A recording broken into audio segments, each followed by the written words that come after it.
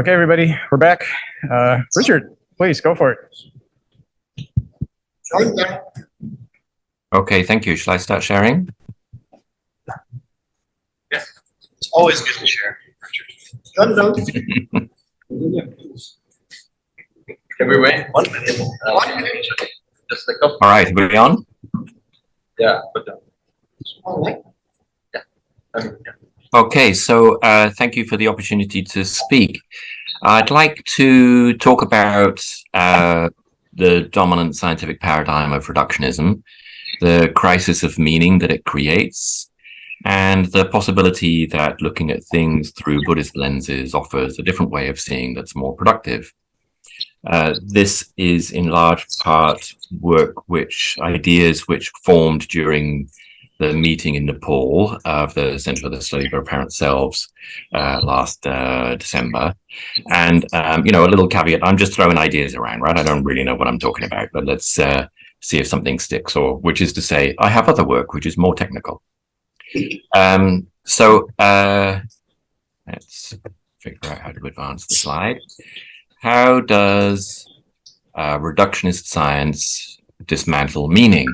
Well, the history of science in that framework is largely a methodology which searches for understanding something by taking it apart and looking at what it's made of, which is a very natural approach, even for the Dalai Lama, apparently, from a story from yesterday.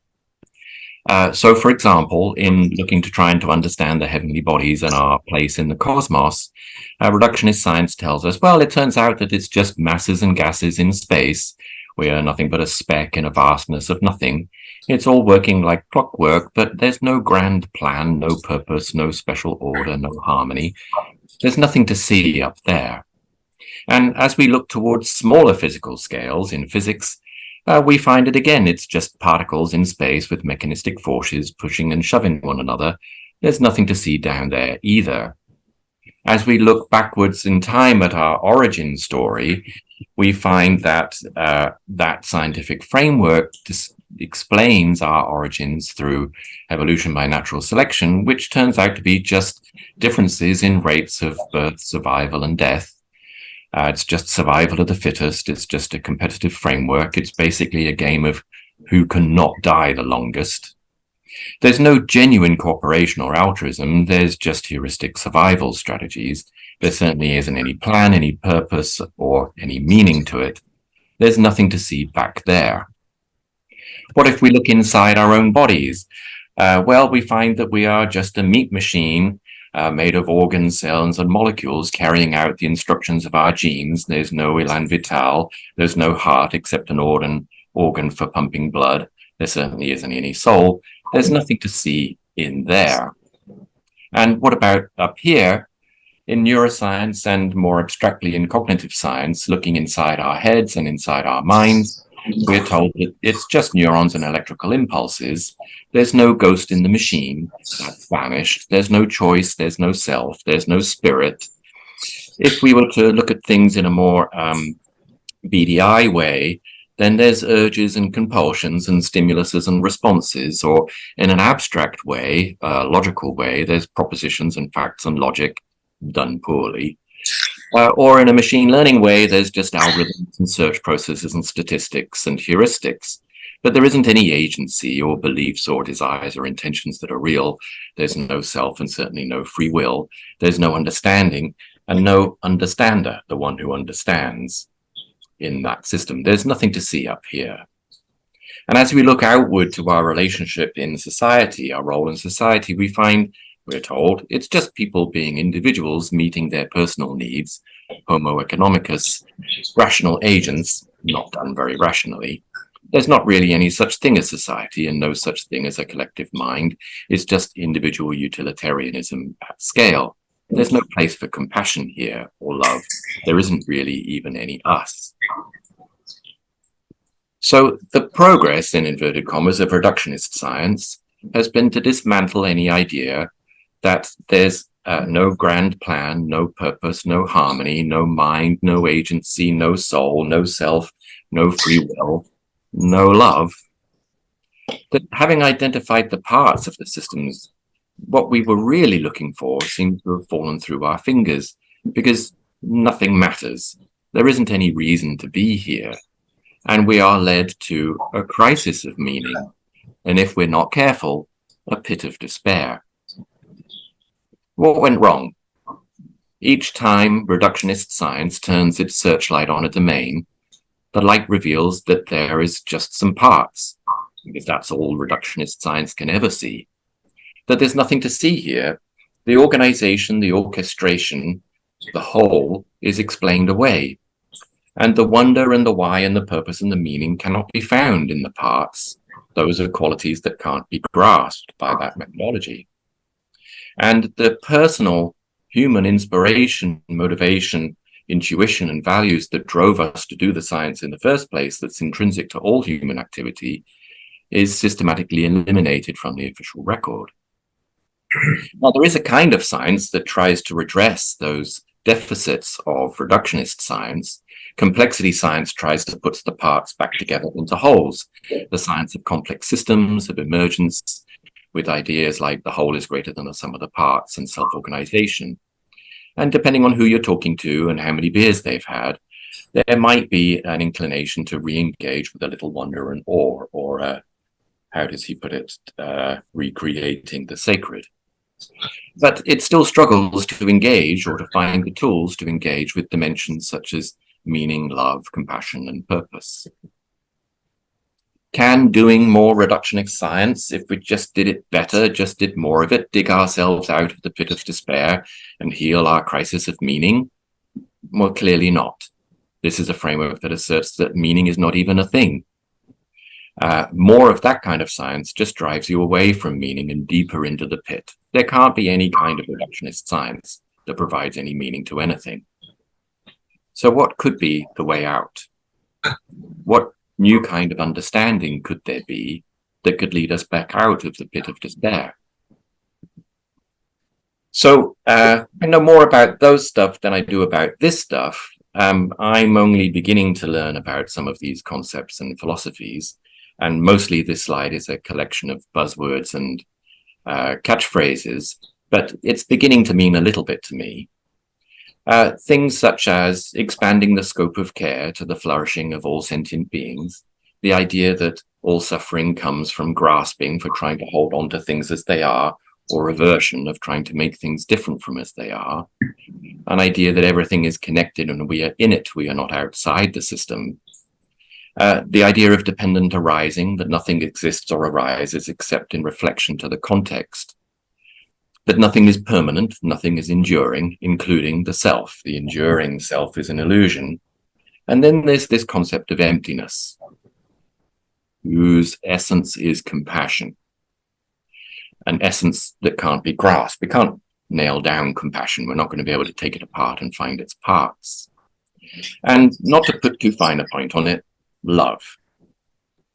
Not business love or transactional love, the kind of love that you do in order to get something in return, and not the falling in love, the brain chemistry urge to serve the propagation of the genes kind of love either.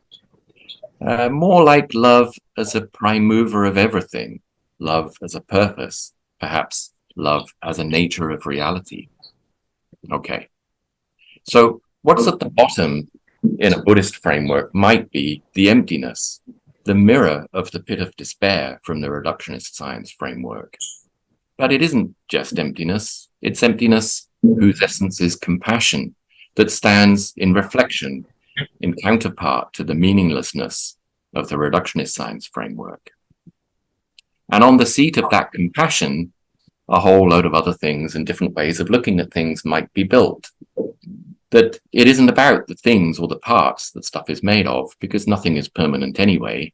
It's more to do with the relating and the relations between things and the concept of dependent arising. That we need to dissolve the separation between the observer and the object, because we are in it, we are not outside it. And let go of trying to control things, the grasping aversion, and let go of the idea that we are the most important thing in the universe, our superiority, and expand our scope of care to the flourishing of all sentient beings. So, is that just a belief system that bears no resemblance or connection with the reductionist scientific framework that's been successful in its own way at a certain kind of understanding. I don't think that they're unrelated. In fact, I think there's a sort of symmetry or complementarity between them. Whereas the reductionist science is clearly a science of things, the right-hand side, the other side of the mirror, is about all the stuff that isn't things, all the stuff that's essences.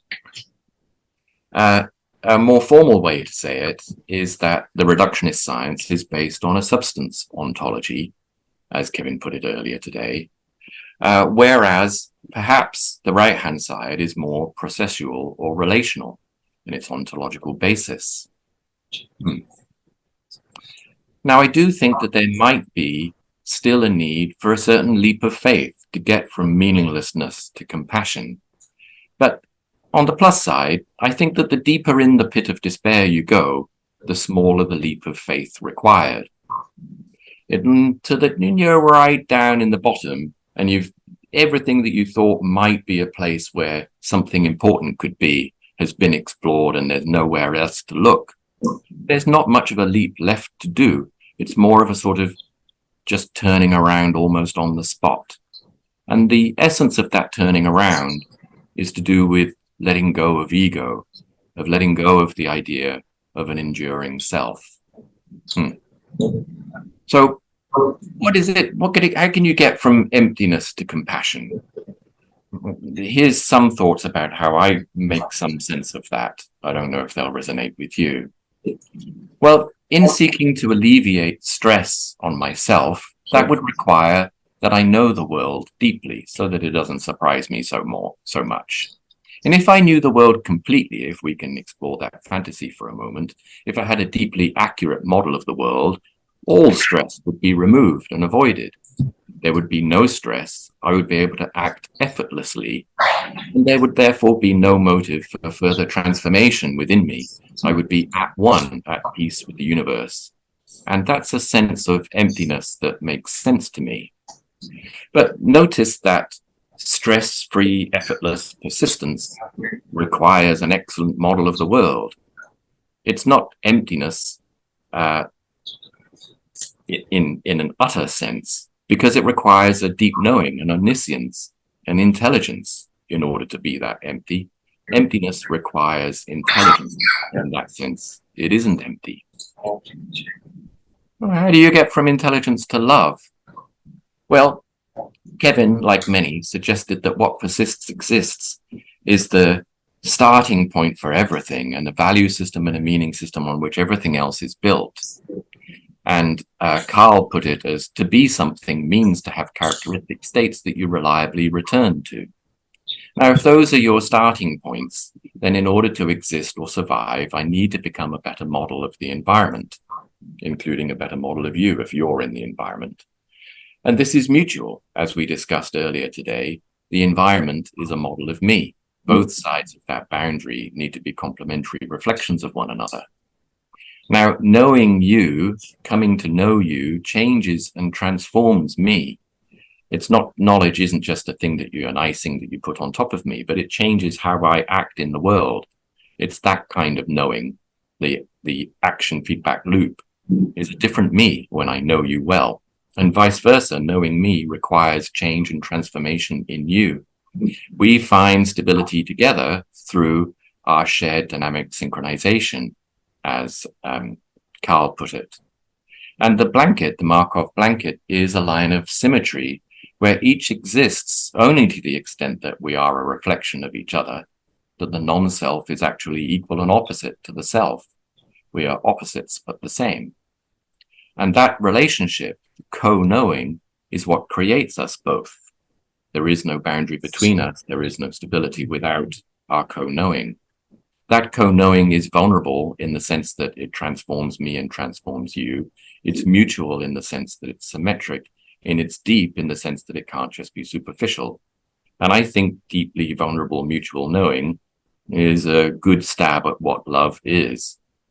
And it's that love, deeply vulnerable mutual knowing, that kind of relation, that is the essence of creation. Those things exist because of their deeply vulnerable mutual knowing, not because they were able to put a boundary around themselves that kept everything else out. It's because of the symmetry between the inside and the outside. So a reductionist framework, a theory of things, is a theory based on the substance ontology, is a theory based on things. And it makes sense that its fundamental axiom is what persists exists. And the values of things in such a framework is the value that things have with respect to my persistence, to helping me survive. It's an ego-driven value system. By the way, within a natural selection framework, you can only argue yourself deeper into the pit of self-interest. But in a relational way of thinking about things, where what relates creates, this is compatible with a theory based on the relationships between things and a value system that's based on mutually vulnerable, deeply mutually vulnerable knowing, which is egoless rather than self-interested. So love creates me and you from nothing for a while, because nothing's enduring. Try not to grasp that too much, but that's the idea. Now, that reductionist science based on what persists exists is really about a contraction of care, or a concern for the security for the self, or put differently, what does it mean for me? And in trying to ask that question of what does it mean for me by taking things apart, trying to find security for self, we don't find any meaning at all. Whereas the mirror of that is an expansion of care towards an expansion to the flourishing of all sentient beings. So I'll end just with one slide to connect this to the stress care intelligence loop that's been discussed in this group more broadly. So the stress in the left-hand side under a contraction of care is that I am threatened, me being different from everything else. And the scope of the care is self-interest. And the intelligence that's motivated by that is an ability to control things for my self-interest, ultimately motivated by fear, the fear of not existing. Whereas in the mirror, the stress is a loss of harmony, a loss of mutual harmony, or suffering, or a lack of flourishing, with a scope of care that's all sentient beings, and an intelligence that's about deeply vulnerable mutual knowing or love rather than fear. So those are my thoughts on that topic. Hope that's stimulating.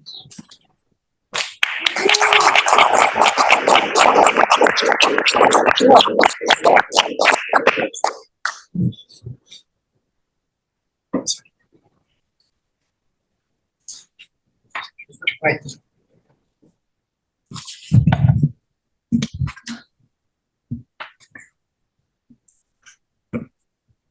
Wow, thank you, Richard. I love the symmetry that you describe between things and relations.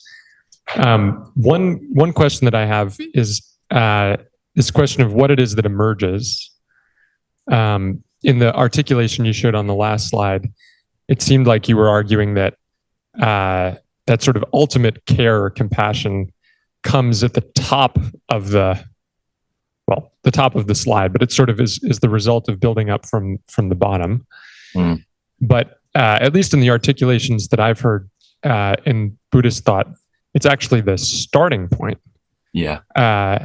And so that tied to the other sort of question or confusion that I had, which is, why does knowing on its own, mutual knowing, create mutual care, if that's what you're claiming?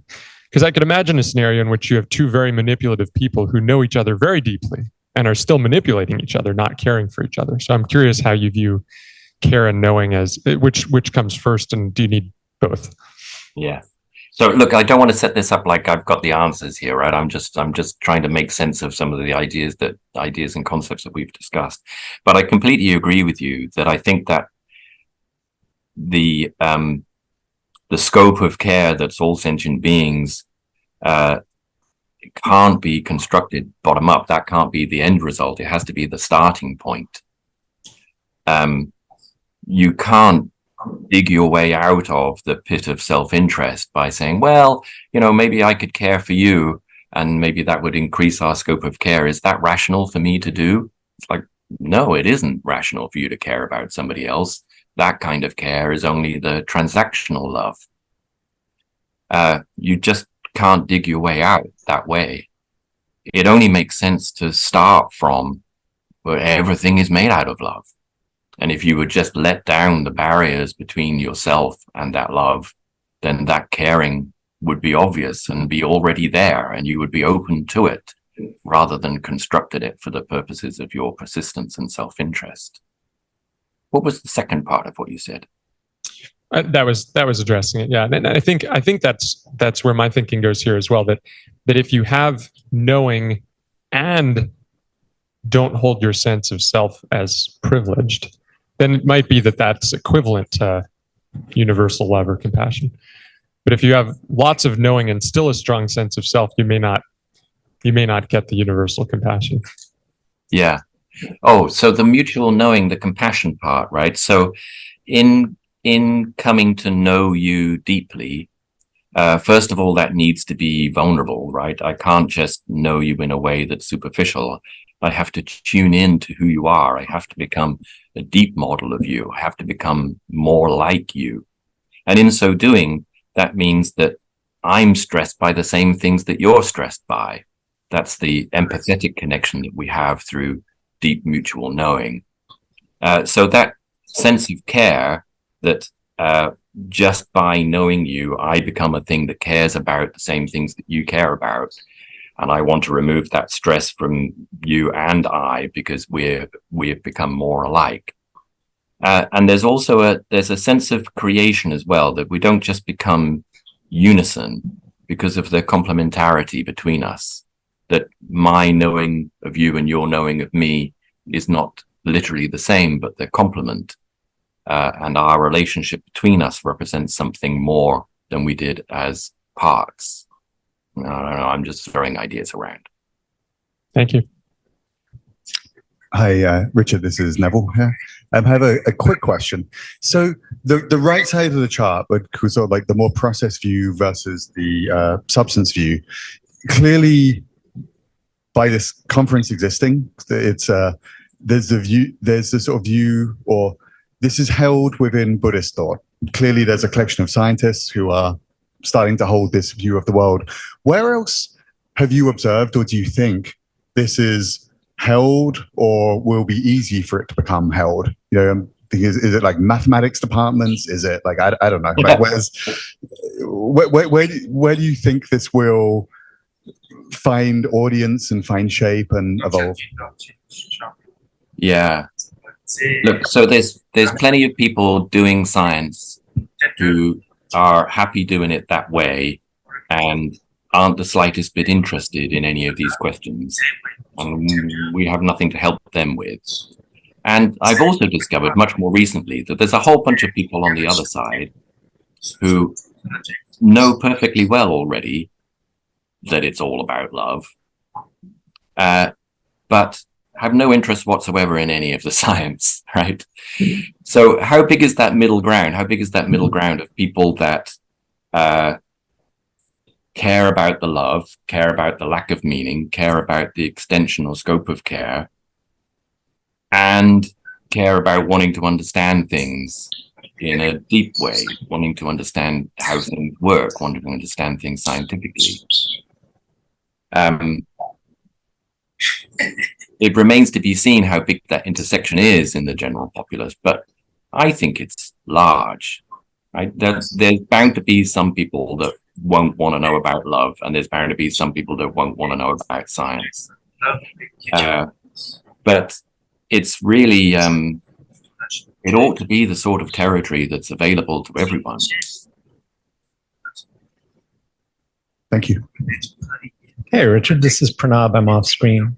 I love you, man. Great to see you. I love you too, Pranab. I'm curious, you raised the question of science, and I think one of the problems I have with my understanding of science is that it is a kind of a striving undertaking, and I think striving is really firmly on the left side of your diagram.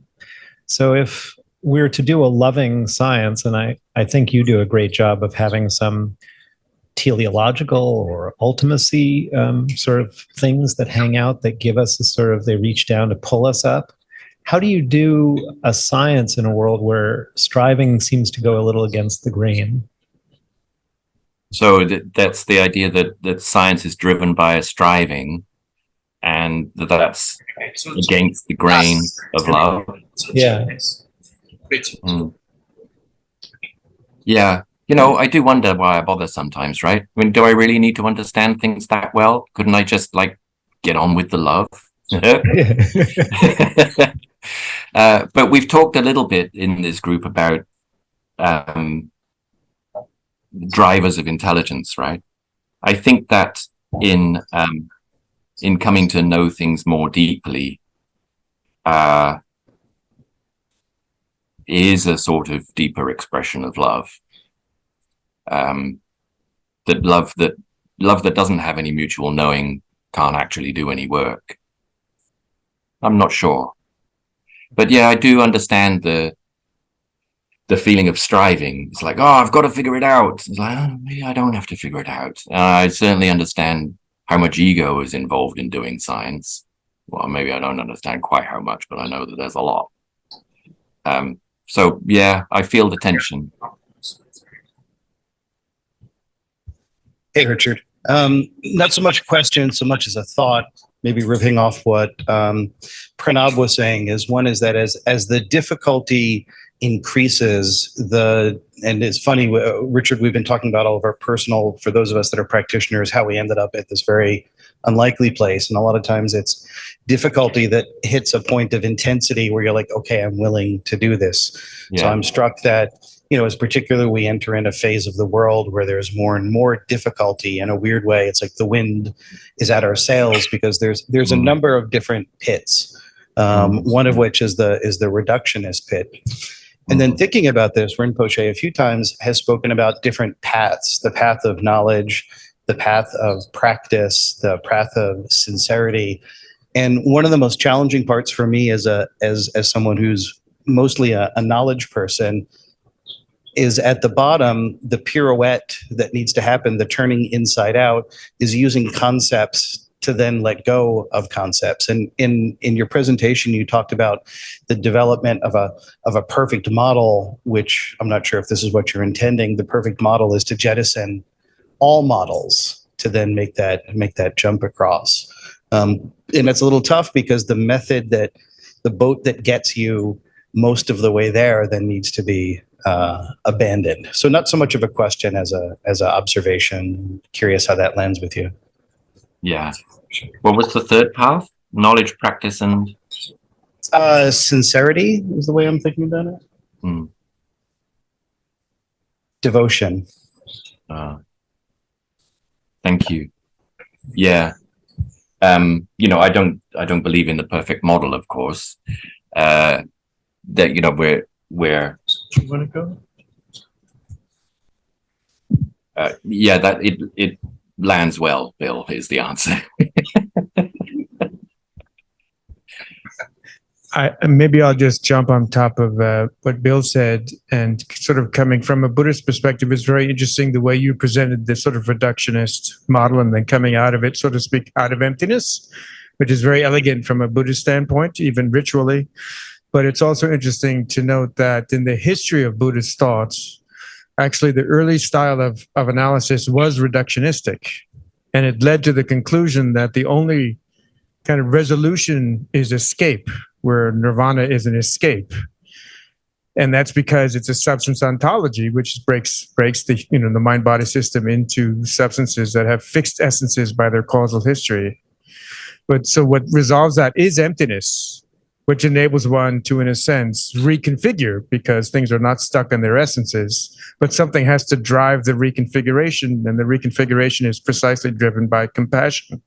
So it was really quite a beautiful kind of way. I just wanted to say that really worked very well, at least for me, from a standpoint of someone who works on Buddhism, that really had a very elegant way of doing that. But I think the key there is that the meaninglessness, in a sense, is in a certain way is kind of important, as you pointed out, in the sense that if meaning is essentialized meaning, then we're just going to get stuck in this in whatever model it is. So a key pivot point is precisely kind of what Bill, I think, is trying to, maybe what Bill's saying is that key pivot point is the critique of essences, actually, which is what emptiness, where emptiness provides that pivot point. Anyway, just thought that might bring up something for you. Yeah, thank you. I mean, it does, it feels right in my gut that the meaninglessness feeling of, crap, it's all meaningless feeling. Right? It's like, there isn't anything there, right? And that does feel like it's almost the same point as the emptiness, which is let go of the grasping. The emptiness, it's like it's empty, but you let go of the grasping, and it's okay that there isn't anything there. And they feel very close to me, and also, like a million miles apart as well. I think we're resonating. Richard, this is Kevin. Thanks a lot for that exposition. I really enjoyed that and appreciated it. And it was, especially for me, who's new to the Buddhist perspectives, your description of the right-hand side was really inspiring, actually. Although it's a little hard to grasp with the scientific mind. So I want to concentrate on the left-hand side. So I completely agree that reductionist science eliminates meaning all the way, and what it gives us is isolated bits of knowledge and some control, or at least an illusion of control up to a point, but it doesn't really give us understanding. And what because it eliminates the thing we're trying to understand by pulling all the parts and relations apart from each other. And what I'm wondering is, it feels to me like systems